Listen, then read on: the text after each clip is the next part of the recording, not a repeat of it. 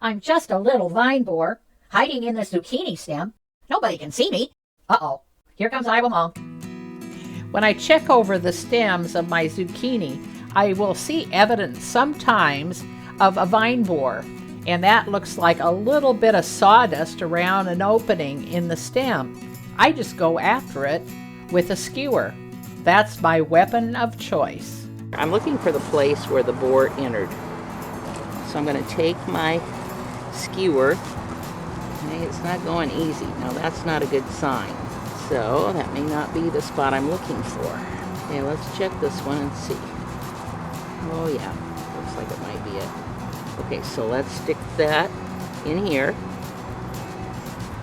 And then I kind of angle it so that it goes in the direction of the stem.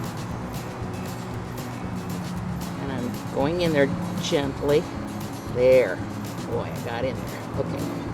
Now there's some goop on the end. I'm thinking that's probably the borer. And yes, it's violent. Okay, I understand. This borer is doing violence to this poor plant. So there you go. Now, after we've punctured the borer, he is dead. Now we're going to cover the wounded area with soil, either garden soil or potting soil, it doesn't matter which, and then pack it down firmly so that there's no air pockets. It's like it replants where this has been wounded so that it can heal and continue to flourish. Now, because there's that one wounded spot up here, so I am going to put dirt on that too.